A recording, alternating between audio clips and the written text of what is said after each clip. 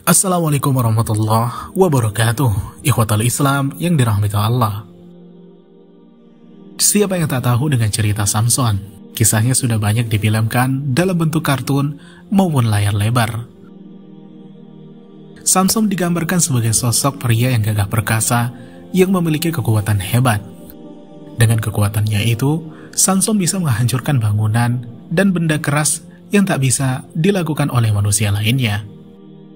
Rupanya, tak sedikit yang mengkaitkan bahwa Samson adalah Nabi Samaun Al-Ghazi alaihi salam. Benarkah Samson adalah Nabi Samaun? Silakan simak video ini sampai akhir.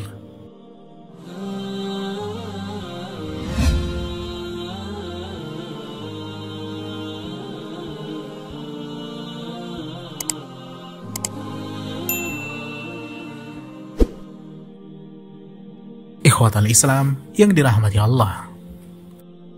Dikisahkan dalam tafsir Ibnu Katsir dari Wahab bin Munabbih, setelah lama Bani Israel ditinggal mati Nabi Musa alaihi salam, mereka melakukan berbagai macam pelanggaran syariat hingga Allah menghukum mereka dengan munculnya kerajaan zalim yang menjajah mereka. Banyak yang dijarah, dibunuh, hingga Taurat dirampas dari mereka. Hingga ada seorang wanita hamil yang berharap akan melahirkan anak lelaki calon nabi. Allah kabulkan harapan mereka. Terlahirlah seorang anak laki-laki yang diberi nama Samaun. Dalam riwayat lain disebut Samuel, yang arti dari nama ini adalah Allah mendengar.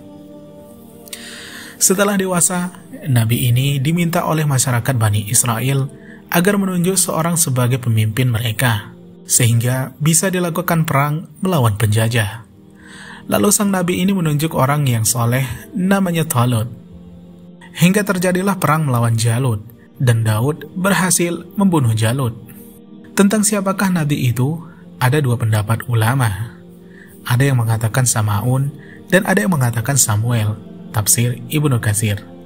Dalam Qasasul Anbiya, ketika menjelaskan peristiwa ini, mayoritas ahli tafsir mengatakan nabi dari Bani Israel yang disebut dalam kisah itu adalah Nabi Samuel, dan ada yang mengatakan Samaun. Ada juga yang mengatakan dua nama itu sama orangnya, dan ada juga yang mengatakan itu Nabi Yusha, dan ini pendapat yang sangat jauh. Qasasul Anbiya halaman 447.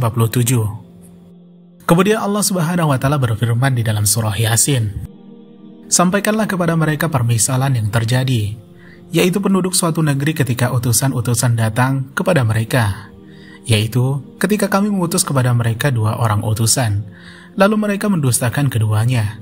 Kemudian kami kuatkan dengan utusan yang ketiga.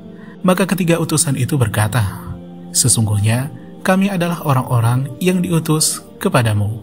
Surah Yasin ayat ke-13 dan 14. Dalam ayat ini, Allah tidak menyebutkan siapa nama tiga nabi yang diutus itu. Ibnu Katsir menyebutkan riwayat dari Ibnu Jurair, dari Wahab bin Sulaiman, dari Suhaib al-Jubai. Beliau mengatakan, nama dua rasul yang pertama adalah Samaun dan Yuhana, sementara rasul yang ketiga namanya Faulus, dan negeri yang didatangi namanya Antakiyah, tafsir Ibnu Katsir.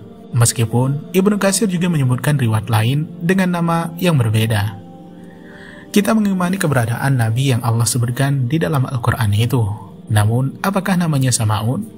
Tidak ada keterangan dari Al-Quran maupun hadis tentang itu. Yang ada hanya riwayat dari para ulama. Jika keberadaan Nabi Samaun itu benar, masalah nama Samson lebih ringan, karena substansinya bukan persoalan nama, namun keberadaan orangnya. Orang Barat menyebut Musa dengan Moses, Isa dengan Yesus, Daud dengan David, Sulaiman dengan Solomon, orangnya sama, tapi pengucapannya beda. Yang menjadi masalah, Samson ini dianggap sangat kuat dan sumber kekuatannya ada di rambutnya. Berdasarkan beberapa keterangan dari ayat di atas, kita tidak menjumpai informasi itu, dan yang janggal adalah sumber kekuatannya ada di rambutnya. Artinya, jika rambutnya dicukur, maka nanti dia akan menjadi lemah. Ini jelas mitos. Bagaimana mungkin mukjizat seorang nabi bisa hilang gara-gara dicukur rambutnya?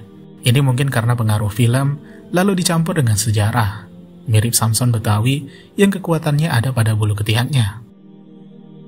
Dalam masalah akidah, kita menerima apa adanya.